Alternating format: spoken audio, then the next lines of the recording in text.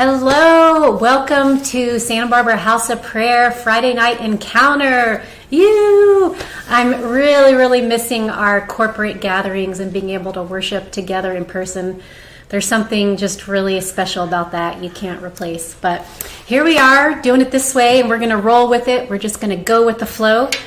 But I wanted to follow up with the last 2 weeks. Rob talked about the topic of grace. And I love taking a topic like that and just unpacking it and trying to get into the depths of that. I just love that. So I want to follow up with that and then also piggyback on what Jorah talked about last week, which was being a peacemaker. And I'm going to talk about that too. And Rob described grace as the operating system of love. And he's right. There is a system. So the kingdom of God has laws and systems in place. And it operates according to those laws and systems. And did you know that in the universe, God has built in to the universe also systems of law and order? There is nothing on the planet that is random or chaotic. Chaos doesn't exist. There is so much order. If you look at the planets and the orbits and the stars and the tides and the seasons and the animals that migrate, I could go on and on and on. Everything follows a system. Everything is in order. So there is a system. There are systems. And it means that there is a way that something works, and it works that way every time. That's what a system is. It always works the same way when you implement the system. So there is a law of love, okay? This is a law. It's actually the main law, the main system that is operating in God's kingdom. It's the system works according to the law of love. It's also a universal law. There's a law of love, and it has a system, and it is built in to the earth we live in as well. And that means that the law of love, it works a certain way every time when it is applied. When the law of love is applied, it always works the same way every time. There's no randomness about it. It has to work. It's like the law of gravity. It works every time. You can't undo a law that's already been built in. It already is there. It's just how it works. So if we understand how the law of love works, and we understand how to take part in that system and work with that system, guess what? We know how it's going to end. Because love never fails. Love works the same way. It does the same thing every time when you apply it. So this is really good news. Because if we know how it works, then all we have to do is apply the system and work with the system. And this is really exciting. So my definition of grace, this is what I was taught in church. I grew up in church from the time I was really little. I was taught that grace is unmerited favor. And it is. Then later in life, I heard another definition of grace, which I really liked a lot more. Another definition of grace is God's empowering presence. And both of those are right. Those are both definitions of grace. So I want to read scripture, Ephesians 2:8. It says, "For by grace you have been saved through faith. And this is not of your own doing. It is the gift of God, not a result of works, so that anyone could boast." So here we have it. Grace is a free gift. It's a free gift given by God so that no one can boast. So here's the thing. No one can boast. No one can boast. And I love how Jorah made the point last week of talking about where our nation, the predicament that our nation is in right now. It's divided in half. You have half on one side, half on the other side. And that's just how it is right now. And it's really tough. I mean, we have been through some rough waters, people. And it has been really hard. It's been really hard for me personally. I went for a walk the other day. It's been just howling winds here in Santa Barbara, as you know, freezing cold. I love to go walk on the beach and kind of get a sense of what God's saying and what he's doing. I'm walking on the beach, and it is just tumultuous seas and howling winds. And I'm thinking, yep, that's about sums it up. We have been in rough waters, and I feel like we are still in rough waters because we are divided and we have this half and half thing going on. But guess what? No matter what side you're on right now, nobody can boast. Nobody can boast and say, I have it all, I know it all, I deserve to have all the respect, because nobody can boast. This is true. So I want to read Romans 3:24.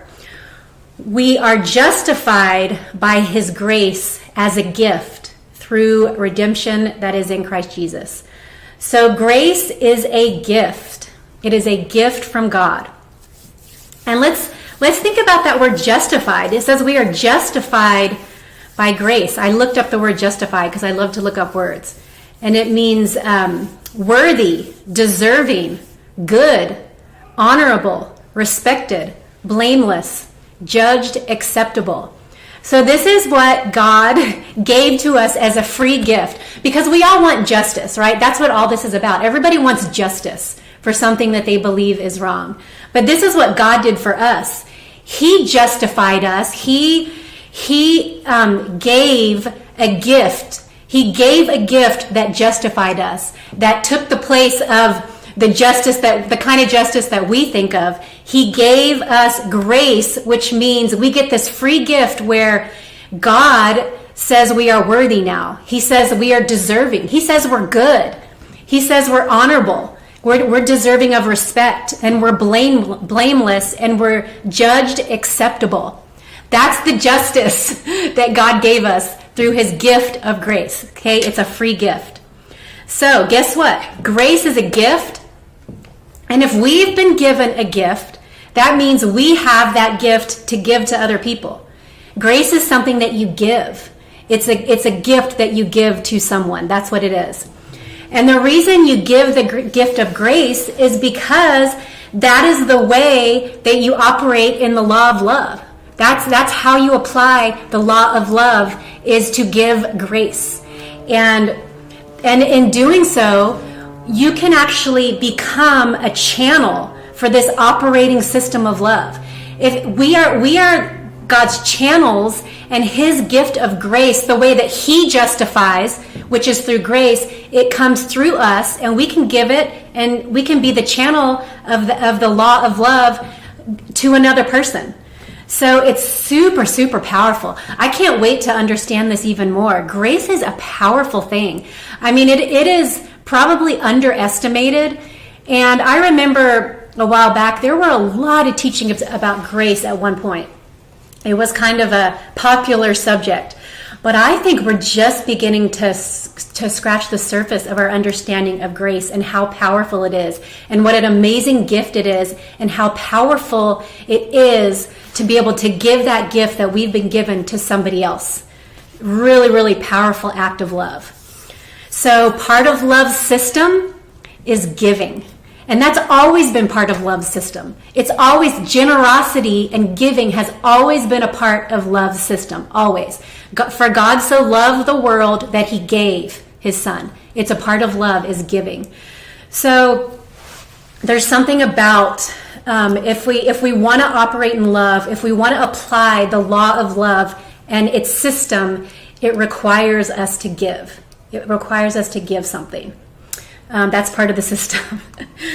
So here's the other thing, is love has its own energy, and it flows like a stream. And this has been scientifically proven in the study of physics. Energy can be measured in hertz. And energy is basically a pattern of wavelengths that produces a vibration. And so if there's a pattern of wavelengths and it's producing a vibration, the only way something can be generating waves that produce a vibration is if it's flowing. That's the only way a vibration can be made, is if something is flowing and producing those waves. So love is flowing. It's flowing like a stream all the time. And it makes me wonder, the scriptures about the river of life that flows from God's throne, and that we would have living waters flowing within us. There's so many scriptures about that. That's another subject. But is flowing, and it actually it can be measured in hertz, because energy can be measured in hertz. And it is actually 528 hertz is the measurement of love's energy. And that is really high. 528 hertz is a very high vibration. And it is so high and it is so powerful that scientists at one point, this was years ago, made a discovery that if they could get 528, the measurement of love's energy, if they could get that and somehow get it into a human cell, every disease would be instantly healed. That's what they came to. That's how powerful love is, and the energy of love. It is so powerful. You can't debate that. I mean, it is the power of God is his love.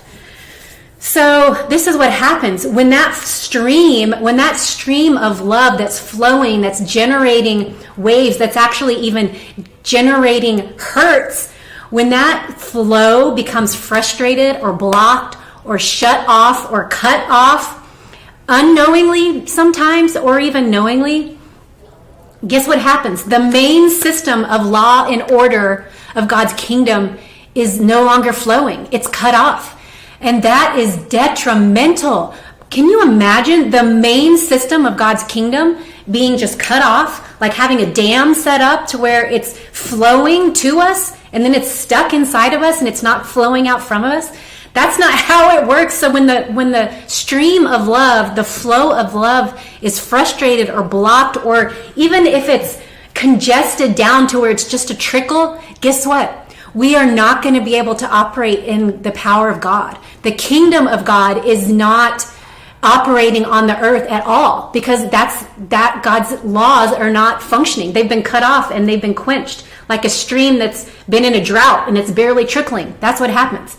So we can't go into a drought right now. This is not the time to be in a drought and to not have God's love flowing. It's not the time. Now more than ever, we need to know how to love. And I think I said that at Rosh Hashanah, this past Rosh Hashanah, I gave a word that in this new year, the God's new year, according to the Jewish calendar, we were going to really learn how to love and how to do relationship. That's what I feel like the Lord said. And so this is not the time, even though we're in rough seas and rough waters, we've got these two sides and it's been so difficult. This is not the time to frustrate the flow of love or to cut it off or to shut it off or to have it be congested. It is, we can't do it. We can't do it. There's too much at stake. So, you know, God's love is something that he never cuts off. Like he never cuts it off on his end. His love is abundantly, always continually flowing to us every second of every day, always. And so if that much love is flowing in us all the time, we have more than enough love to give, to let flow through us and out of us and extend that to other people. There's never a lack. We have more than enough to be able to give that kind of love to everybody around us. And the thing with grace is that grace is this free gift that we get to choose to give, because it's been given to us, so we can choose to turn around and then give it as well to the people around us. And I believe that grace is love's response. It's a response that you can have, and it's always the response that is loving. If you're not sure how to respond to someone, if someone's offended you, if someone has disagreed with you, if you can't understand someone else's perspective and your tendency is to, this is what we've been doing over the last few years with that, well, I just have no respect for that person anymore. That person doesn't deserve, my respect or deserve honor. That person's not acceptable to me anymore. That's actually not a love response. That is a different kind of response, and that is like the opposite of what God's given us. God justified us by grace and said we are worthy of respect and that we are good and that we are acceptable because of that grace. And so if you're not sure how to respond to somebody right now, well, why not give them grace? What do we have to lose at this point? Because all of the division and the strife has gotten us nowhere. And I think I got really disappointed and a little disillusioned when we started off with 2021, the new year. I was out at the beach. Everybody, so many people were out of the beach watching the sun go down. And as soon as that sun set, everybody was cheering and applauding the end of 2020. Everybody was so happy to be rid of that year. And in my mind, I'm thinking, yes, we have a new start. It's going to be different. Everything's going to be different. And you know what happened the first week of the new year? Nothing was different. It was the same stuff. It was the same spirits, the same, you've got the political spirits, the religious spirits, the Antichrist spirit, all of those things, the division and the accusation, all of those things were still going, still operating. And I thought, we have gotten nowhere. We've gotten nowhere. So whatever system we've been operating with for the last however many years, it hasn't gotten us anywhere. So we need to put in a new system. We need to choose a newer system. So why not give grace as a response? By giving grace, by responding with grace, you are operating in love's system. You are part of the system of love because you're giving something. Remember, love means that you give. Love always requires that you give something. Giving is relational. Giving is relational because it keeps relationships, it keeps them in this life-giving manner. Because relationships are meant to be life-giving. Because we have the life of God present in us. And in a relationship with someone, you have the privilege of being able to give the life of God present in you to share that with another person. And when you do that, you give life to another person. And in relationships, that's how it's meant to go, where they're life-giving. You give life and they give you life back. But in order to keep that going, to keep relationships, to keep them life-giving, you've got to be in the system of love, and you've got to be giving. You've got to be giving. Otherwise, it's life-taking. If your relationships are not life-giving, they're life-taking. And that's sucking the life. And we don't want to be those. We don't want to be life-taking from other people. That's definitely not the system of love. And I love what Jorah said last week about, half of America is hurting right now. And that's the truth. This isn't something like, it's just some strange fringe group that are a bunch of strange people out there. Half of America are hurting. And I really felt his compassion when he said that. And it's true. But guess what? 4 years ago in 2016, half of America was hurting. It was the same thing. And maybe there was some grace, but I don't think there was much grace given 4 years ago to that half of America. And so here we are again, flipping to the other half. So this is serious. This is something really serious. And I was just kind of praying and trying to tune in to God's heart. Like, what do we do now? Like, it just seems like such a big mess, and it seems so big, and it seems so complicated. And I felt like God showed me like a gridlock in traffic. There was just this gridlock, and nothing was moving, and everything was just stuck. That's what I saw, and that's where we are right now. We are stuck as a nation. And guess what? We were a nation created under God, and this is important. That fact alone is really important. But we're really, really stuck right now, and I'm actually reading a book right now, and it's not really a Christian book, although the author does reference a lot of scriptures. But this book is talking about just the way that life works, just the way that life works and the way that life works well. And in his book, he says, if you're ever stuck in your life, if there's ever an area in your life, or you get to a place in your life where you feel like you're stuck and you're not able to move forward, this is what he said. He said, the best thing you can do is to give something.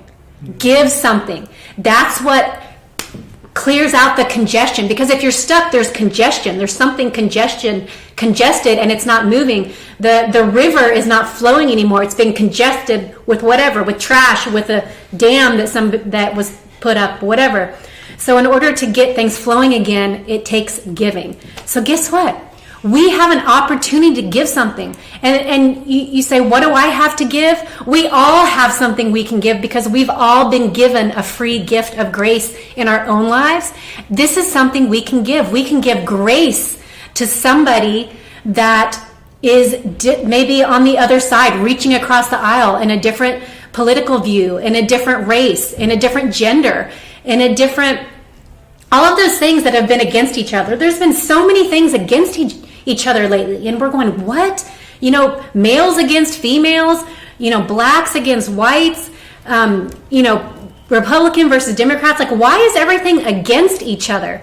Well, I know why. I know one system that wants that, and that's not the system we want to operate with. We don't want to partner with that system in any way, shape, or form because it leads to death and destruction. It only leads to death and destruction. So we want to partner with God's system of love, which includes grace, and we have it. We have it to give. That's the good news. We all have it. There's not one person that doesn't have the gift of grace. We all have it. So there's plenty to go around. There's plenty to give. And I just want to read one more verse because this is why I love the definition that God's grace is his empowering presence.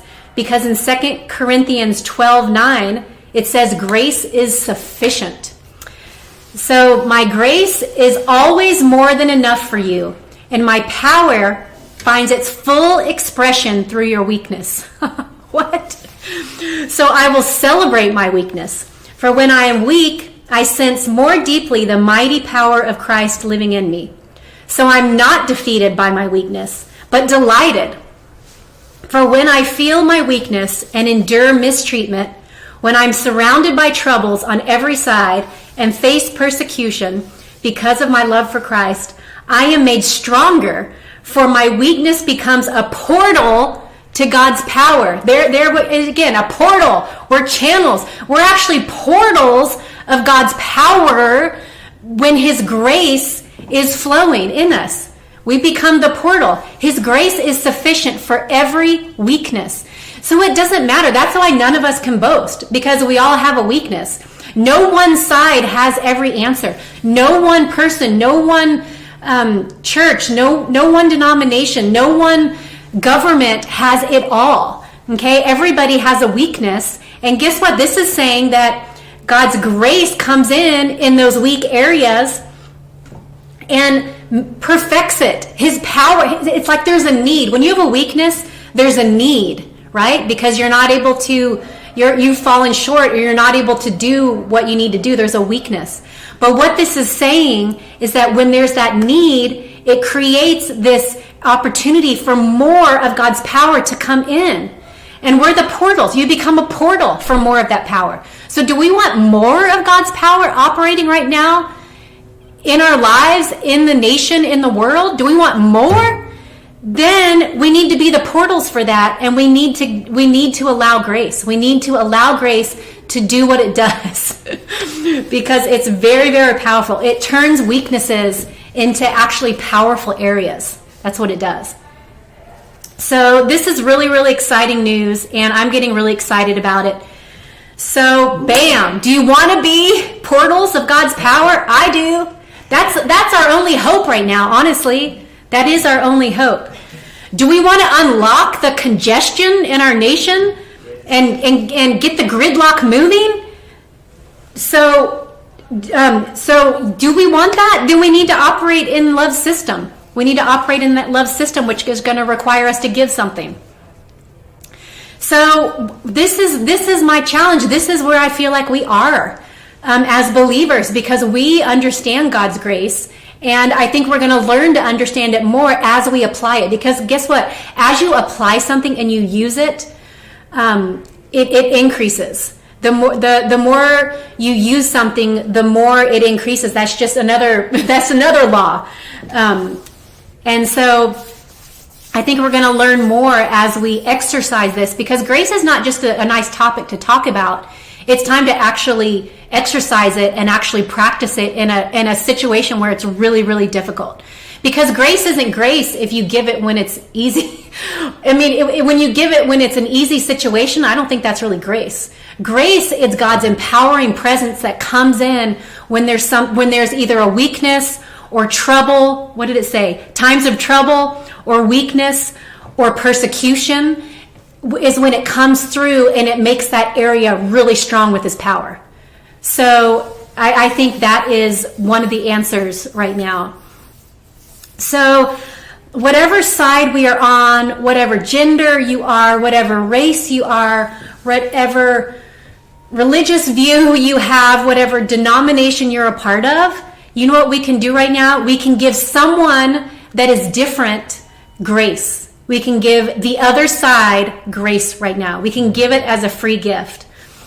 And in that, when we give grace, I think that means just, I think it's choosing it. It's choosing to let God's grace as his portal, God's free gift that he's given us, it's extending it to somebody else. And when you do that, your attitude towards the other side changes, because all of a sudden the other side, whatever side was making you upset and angry and fearful and hateful and emotional, whatever it was, when you give them grace, that means that they're justified by that grace. And so now you can look at them and say, I honor them. I respect them. I judge them as acceptable. They are deserving and they are good. Okay, we can now say that about the other side because that's what grace does. So I guess wrapping this up, what I really think we can do moving forward is think, give. Okay, think, give. As you give, so shall you receive. That's how it works. So the more we give, the more grace we give, the more of God's empowering presence we have in our own life, and the more of his empowering presence we have to channel on as his portal into other areas. So let's be grace givers. Let's have that on our mind. Let's think, give, and let's see what happens. Can you imagine? Can you imagine if, I don't know how many Christians are in America right now, but can you imagine if every one of us decided to give somebody on the other side, whatever that might be, grace? Can you imagine? I honestly feel like, as I'm saying this, a majority of these issues would be dissolved like in one instant. And then we can get on to real business.